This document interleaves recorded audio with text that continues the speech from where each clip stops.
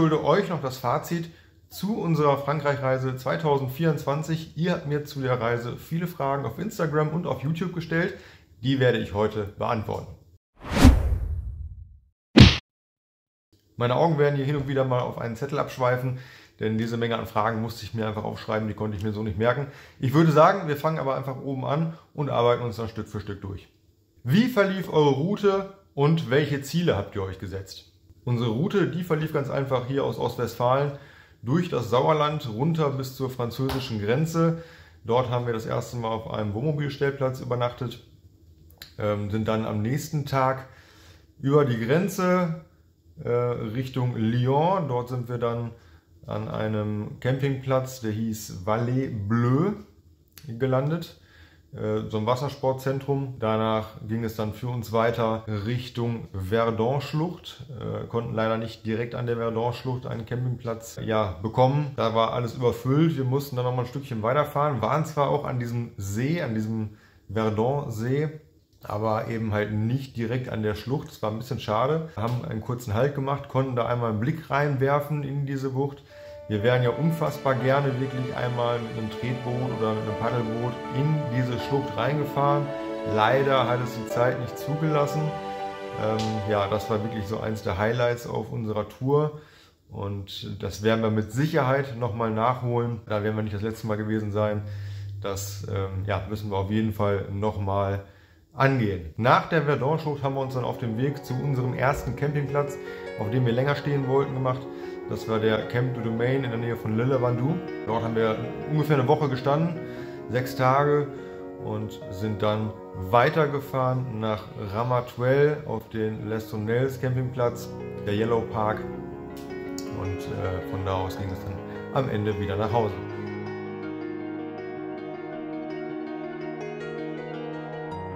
Geplant haben wir diese Route tatsächlich gar nicht, bis auf die Verdun-Schlucht eigentlich.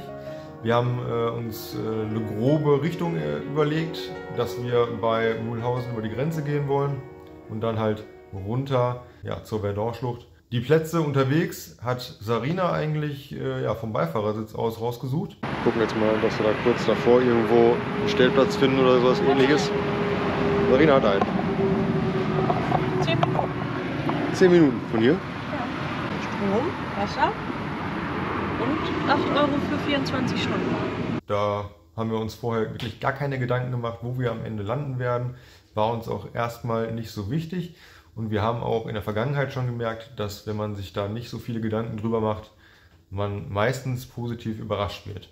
Die Route an sich nach Frankreich an die Côte d'Azur ist im Vergleich zu der Route, die wir nach Italien zum Union Lido gewählt haben, aus meiner Sicht deutlich langweiliger. Es fehlten einfach die Abwechslung der Alpen. Wir hatten viel Landstraße, wo links und rechts einfach nur Felder waren. Es gab nichts zu sehen. Na klar, die deutsche Autobahn erstmal bis zur Grenze sowieso relativ langweilig. Das Stückchen zähle ich erst gar nicht mit. Aber das, was dann halt in Frankreich kam, das war so ein bisschen, ich will jetzt nicht sagen monoton. Viele Leute lieben das auch. Lavendelfelder, soweit das Auge reicht. Das sieht auch wirklich sehr schön aus. Aber irgendwann hat man sich auch daran satt gesehen und man fährt tatsächlich durch sehr viele kleine Ortschaften, die auch, wenn man da Zeit hätte, sehr interessant wären. Aber man möchte natürlich auch irgendwann ankommen. Frankreich ist das Land der Kreisverkehre und mit unserem Wohnmobil sind wir sowieso schon nicht so ganz schnell unterwegs. Das heißt, das sprengt einfach den Zeitrahmen. Wir haben immer wieder versucht, die Autobahn zu meiden, mussten aber trotzdem dann immer wieder zurück auf die Autobahn. Denn wir wären einfach zu spät angekommen. Wir wären bis in die Nacht jedes Mal reingefahren, um überhaupt auf unsere Kilometer zu kommen. Und das zerrt am Ende einfach an den Nerven. Und da haben wir uns dann für die natürlich teurere Variante entschieden. Auf das Thema komme ich gleich nochmal. Da haben wir uns dann die Nerven gespart, haben dann lieber ein bisschen mehr Zeit am Campingplatz verbracht, jeweils auf den Etappen.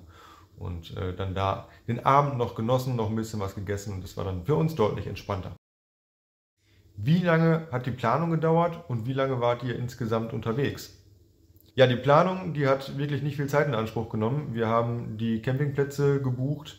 Das haben wir, glaube ich, an einem Nachmittag erledigt mit Aussuchen und überlegen, wo es denn hingehen soll. Dann waren wir insgesamt 17 Tage unterwegs, davon 6 auf dem Campingplatz bei Le Lavandou, Camp du Domaine, und weitere 7 Tage im Campingplatz Les Tournelles bei Ramatuelle. Wie hat sich euer altes Wohnmobil auf dieser langen Reise geschlagen? Also als erstes muss ich erstmal sagen, wir sind immer noch hoch zufrieden mit unserem Wohnmobil.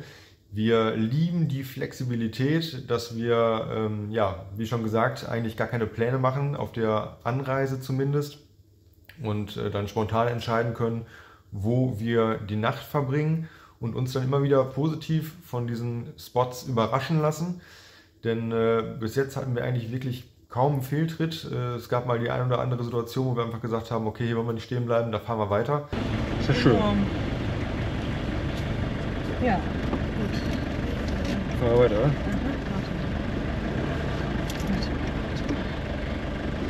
Stinkt das hier. Aber ansonsten haben wir dann final eigentlich für die Nacht immer einen schönen Platz gefunden. Oft ist es dann schon dunkel gewesen oder es war gerade so in der Dämmerung. Dafür wurde man dann aber am nächsten Morgen oft überrascht von einem See oder von irgendwelchen anderen schönen Dingen, die man da gar nicht so erwartet hat vielleicht und abends auch nicht mehr gesehen hat. Von daher, ja, unsere Pläne ändern sich natürlich auch oft. Das habt ihr wahrscheinlich schon gesehen. Ich kann ja mal hier so ein paar Clips einblenden, wo wir uns was überlegt haben, und Sekunden später ändert sich alles wieder. Einen Stellplatz finden oder sowas Ähnliches. Marina hat einen. Strom, Wasser und 8 Euro für 24 Stunden. Kann ich auch sagen, nehmen wir den. So, das ist jetzt auch nochmal umentschieden. Ich stehe nicht so gerne in der Stadt. Dafür sind wir, glaube ich, mittlerweile bekannt. Wer unsere Videos schaut, der weiß das. Und ja, aber wir lieben das. Das ist ja so ein bisschen Spontanität, und planlos durch die Gegend laufen kann auch mal befreiend sein. Was sind eure größten Herausforderungen auf der Anreise? Also Herausforderungen kann ich jetzt so gar nicht genau sagen. Klar, es gab so die ein oder andere Parkplatzsituation. Das ist dann ein bisschen nervig. Wir sind in dieser an dem einen Tag in diesem Action gelandet, weil wir noch einen Kindersitz bzw. die Sitzschale besorgen mussten, bevor wir nach Frankreich reingefahren sind. Und da war einfach die Parkplatzsituation so miserabel. Das lag jetzt aber nicht am Wohnmobil, dass es irgendwie schwierig war, sondern ich glaube mit jedem größeren Auto, und vor allem, wenn man dann einen Anhänger dahinter hat, dann gestaltet sich die ganze Sache schwieriger, wenn es halt einfach eine Sackgasse ist, dieser Parkplatz, und man keine Wendemöglichkeit hat und alle Parkplätze belegt sind. Die absolute Hölle, dieser Parkplatz. Hier mit dem Anhänger zu wenden. Hier gibt es keine Wendemöglichkeit. Einzige Chance: abhängen, drehen, PKW wenden bzw. Wohnmobil. Ja, warte, meine Fresse. Fahrt, dieser Idiot! Und dann wieder anhängen. Fürchterlich.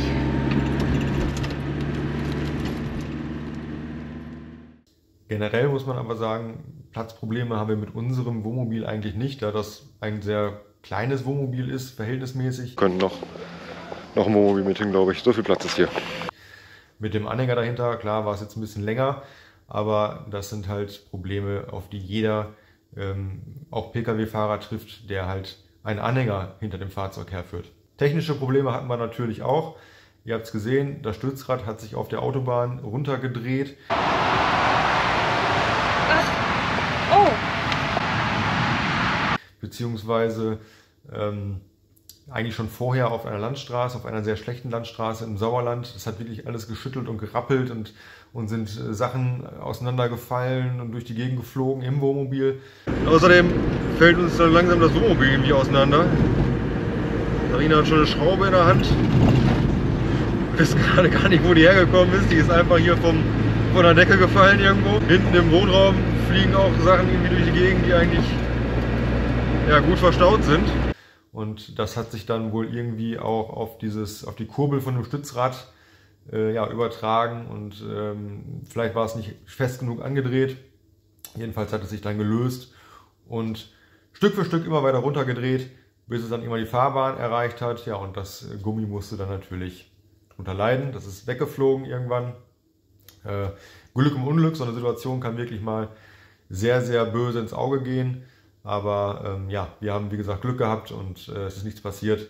Dann hat sich einmal bei unserem Campingplatzwechsel vom Camp du Domain zum Les Tournelles unser Auspuff verabschiedet. Ich glaube, es war nicht nur da, es war schon deutlich vorher.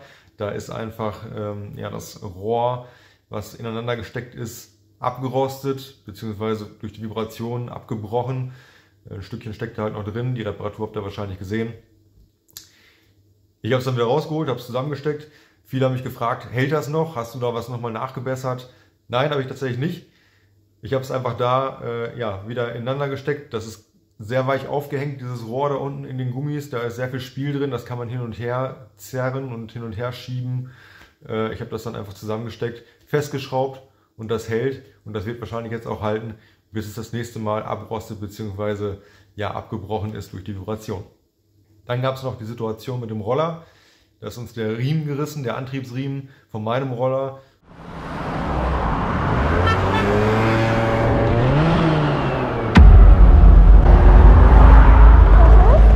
Da uns ist gerade der Riemen gerissen.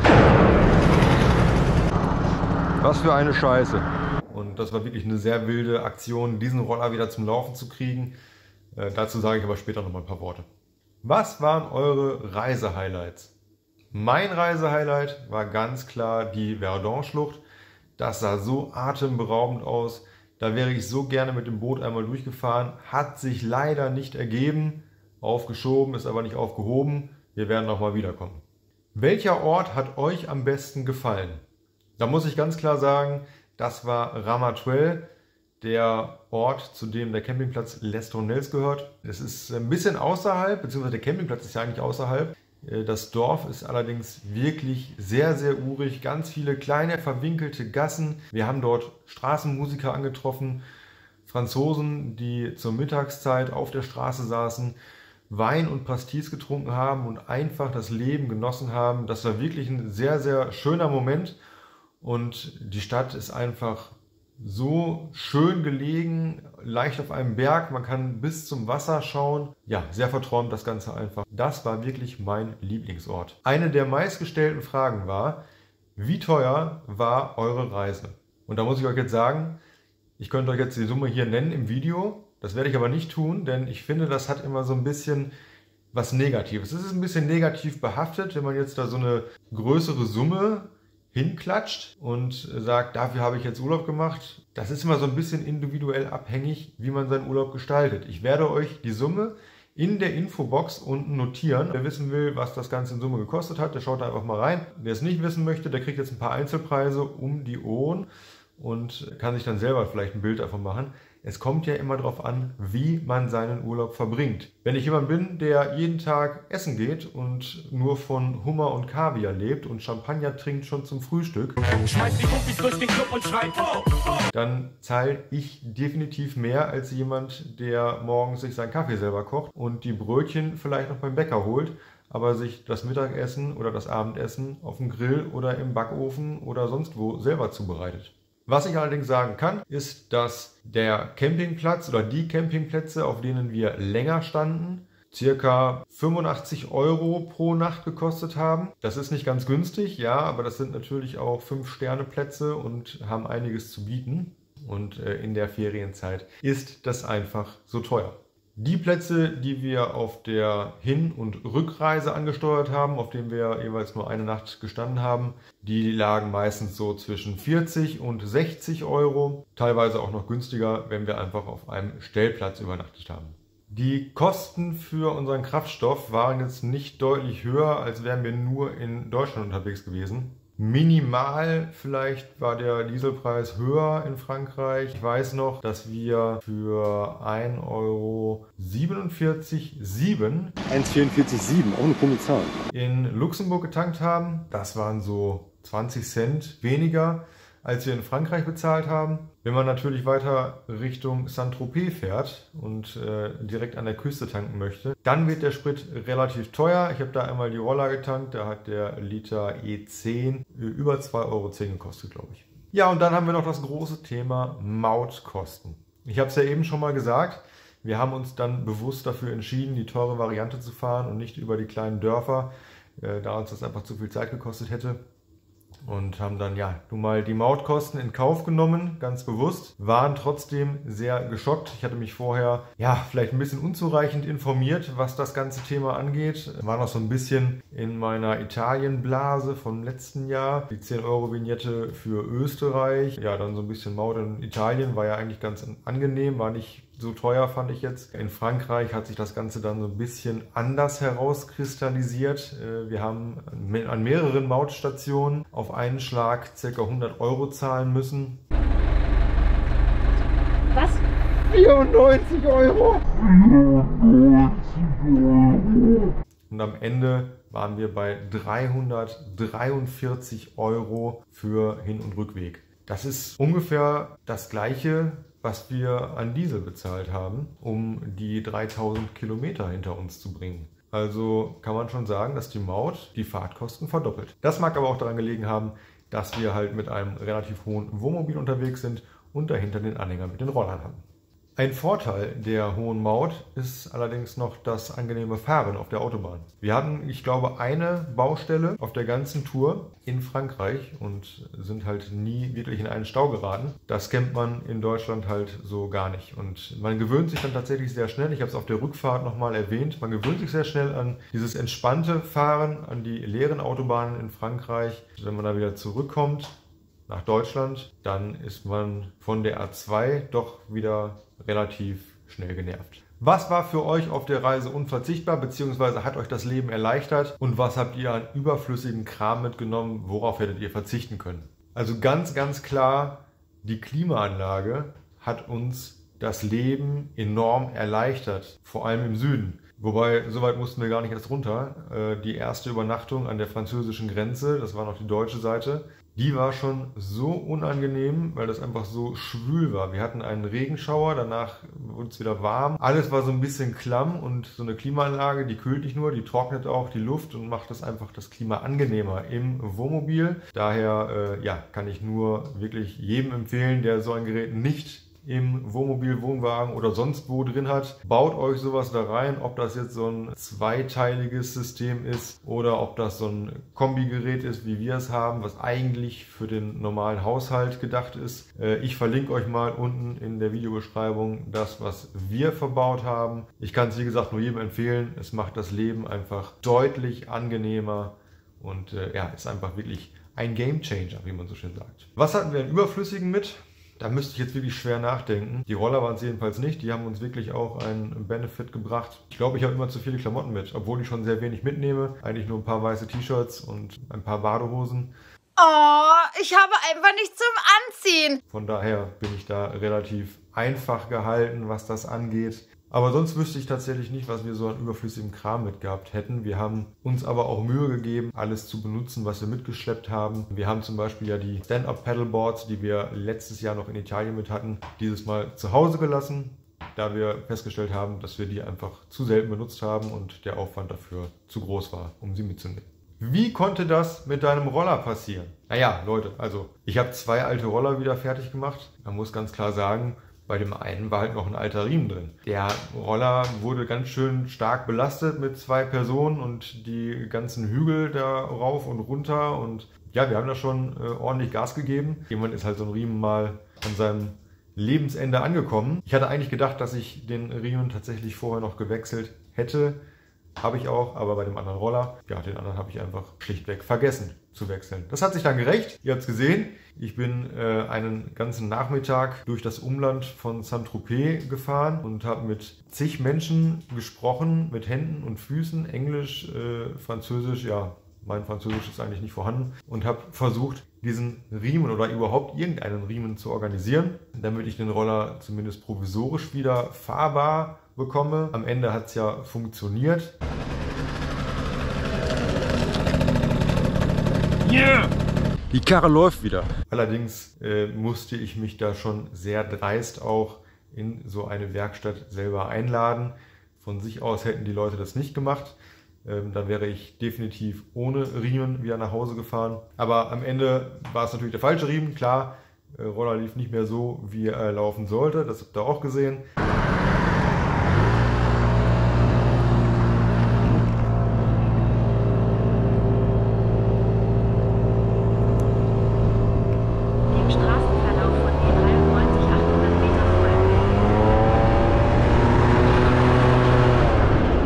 aber er fuhr zumindest wieder und das war alles, was zählte. Wir waren wieder mobil und konnten unsere Reise nach Saint-Tropez in die Innenstadt antreten. Kommen wir nun zum Fazit zu diesem Urlaub. Würdet ihr die ganze Sache nochmal machen? Würdet ihr Frankreich weiterempfehlen? Ja, dazu muss ich sagen, es gab solche und solche Momente. Generell war es ein unglaublich schöner Urlaub. Ich würde nächstes Jahr nicht wieder dorthin fahren. Es gibt Leute, die fahren seit ewigen Zeiten nach Frankreich, um immer wieder auf den gleichen Platz zu fahren. Aufbauen im April, abbauen im Oktober. So geht das schon seit 37 Jahren.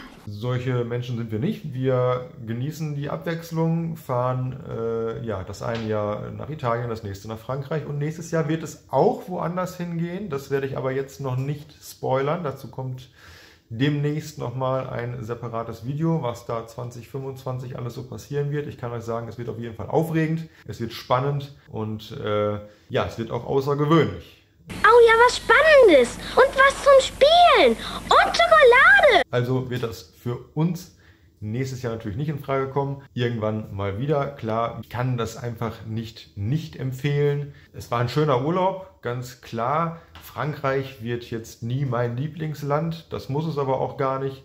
Es war einfach ein sehr schöner Urlaub. Ich glaube, wer die Serie gesehen hat, unsere Camping-Doku, der kann sich ganz gut auch ein Bild mittlerweile davon machen, wie so der Alltag da in Frankreich aussieht auf den Plätzen. Ach so, und dann gibt es da noch eine Sache, die sollte man vielleicht auch nochmal ansprechen. Oh, das hätte ich beinahe vergessen. In Deutschland gibt es dieses Vorurteil, dass Deutsche in Frankreich schlecht oder, ich möchte mal sagen, zweitklassig behandelt werden. Ich bin nie auf jemanden gestoßen, der mich das spüren lassen hat oder dass ich halt unwillkommen wäre in seinem Land oder für ihn einfach da nicht hingehöre, dass er mich denn nicht haben möchte. Dieses Gefühl hatte ich tatsächlich nie. So, ich hoffe, ich konnte alle eure Fragen beantworten. Sollte noch irgendwas offen sein, schreibt es gerne in die Kommentare oder auch bei Instagram einfach eine persönliche Nachricht. Ich versuche immer alles zu beantworten. Manchmal dauert es ein bisschen länger. Seht mir das nach, bitte. Ansonsten würde ich jetzt sagen, vielen lieben Dank für eure Aufmerksamkeit. Vielen lieben Dank, dass ihr mir das letzte Jahr so treu zugeschaut habt. Immer wieder meine Videos geklickt habt. Vielen, vielen Dank dafür. Bleibt alle gesund und bis zum nächsten Mal beim Palmencamper. Vielen Dank für eure Aufmerksamkeit.